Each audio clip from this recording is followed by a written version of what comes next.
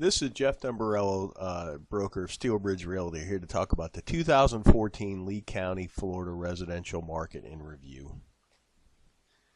Disclosure, this is my work done for me and shared with you.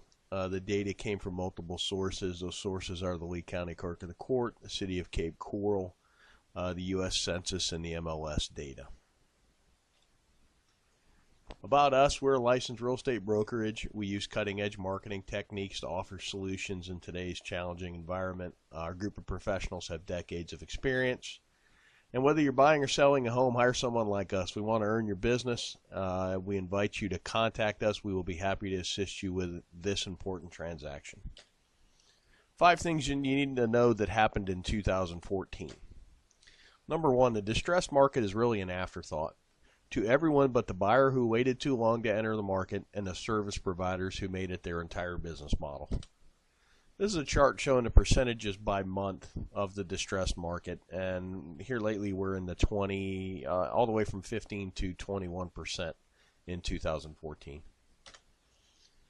Here's a chart of foreclosures. I made this chart last January, and I was pretty sure we had assumed the new normal status. This is the chart from this year, and we have definitely assumed the new normal status of foreclosures, which is essentially about 125 to 300. Here's the entire foreclosure trend for perspective. This was the second bump. I think a lot of people thought it was going to resemble this as another second wave.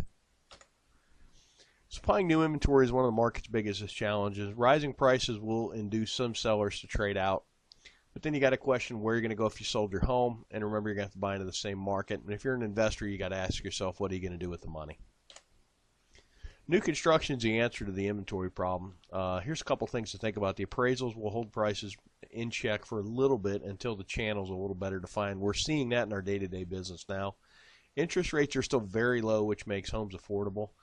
We're really in the market missing an entire vintage of about 2008 through 2013. Land is still historically cheap for now, and here's some perspective on the land prices. This is all lots, all lot types in Cape Coral, average and median price. When you're looking at the last cycle, you really don't get what's going on in this cycle.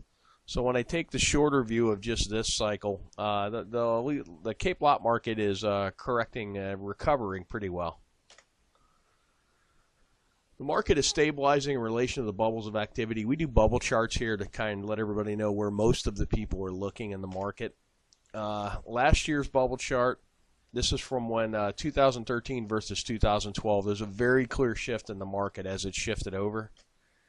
When I did 13 versus 14, there really isn't that much of a difference. The market's pretty much stabilized with, we're missing some cheaper homes in the $70,000 price range, but we're selling more 170,000 all the way up into the millions.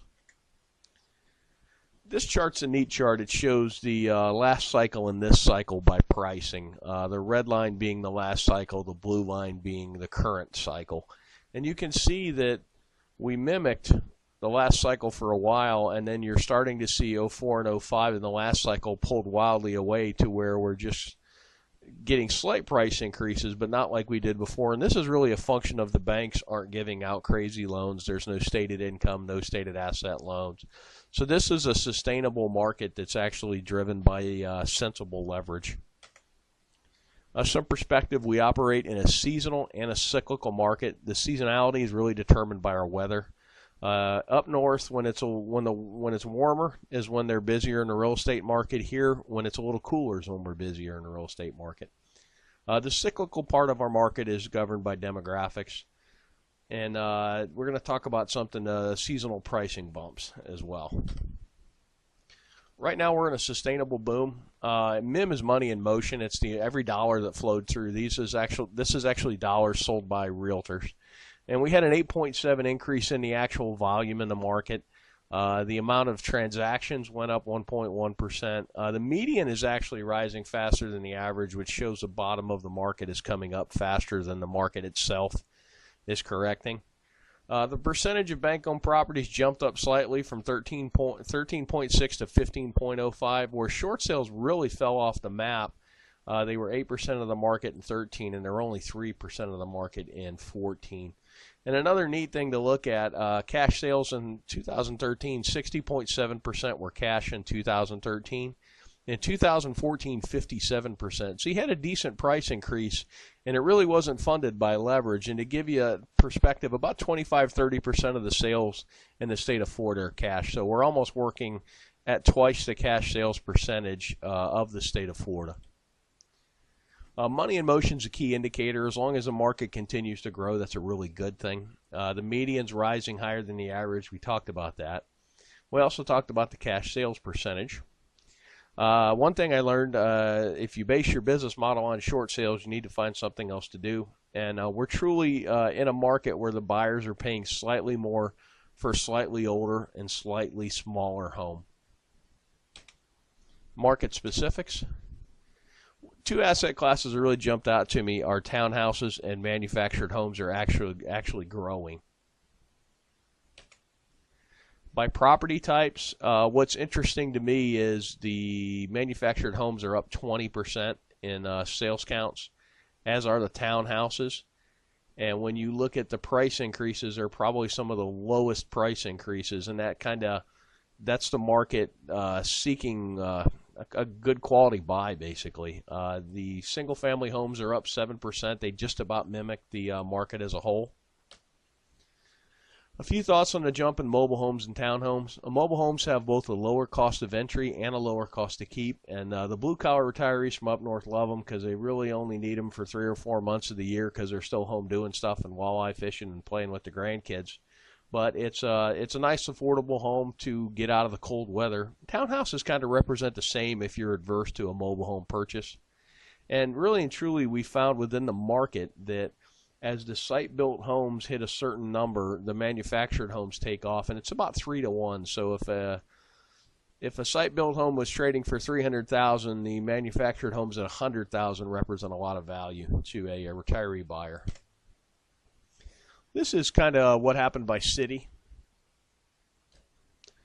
2014, what happened by city. And just a year-over-year difference. Punta Gorda's really burnt store, up 15%. That's pretty good. Lehigh Acres up 13%. And when I look down, Captiva's up 27%, which is pretty impressive. Things to watch in 2015. Essentially, you've got a seesaw on the market now with resale homes on one side of the seesaw and new construction on the other. And they're going to trade back and forth. As the new construction takes a leg up, then the resale become attractive, and then vice versa. I'm seeing sometimes in the market where for a 10% increase in price, you can get a brand new home versus a 9-year-old home. That's kind of a no-brainer. Inventory is the key. Whoever can bring some inventory to market is going to make some money. And this applies to both the retail and the investment segment of the market.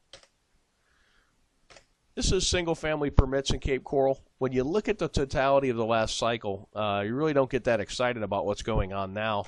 But when I take out the last cycle, it shows you there's some pretty good permit growth.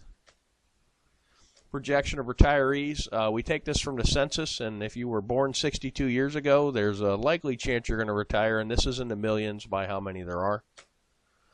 This is actually the 62-year-olds against our sales counts. It's a pretty good correlation. And then 66 is kind of the official retirement age. And it doesn't quite resemble as much the 62, our sales patterns, and I think the 62 more kind of takes in early retirees. One last thing, this is a long chart average price of the whole market. This little blip right here was when the banks really let it loose and just basically gave out free money. And that's kind of what we're looking for now is everybody's looking for when this time is coming back, and it's really going to be tied to leverage. We were in a boom, which is what we're in now as the market went up to here. And then when the banks went crazy, and you also had Hurricane Charlie in here, which took a little inventory and dumped some insurance money into the market, which kind of overheated it a little more. But this was based on easy money and basically turned into a mania. And that's kind of what you got to watch for now is loan programs. If you have any thoughts or questions, why don't you give us a call at the office at 239-694-3300, and my extension is 102. And you can always, if you're watching this video, click the link below the video and fill the form out, and we will be in touch with you. Thanks for watching, and make it a great day.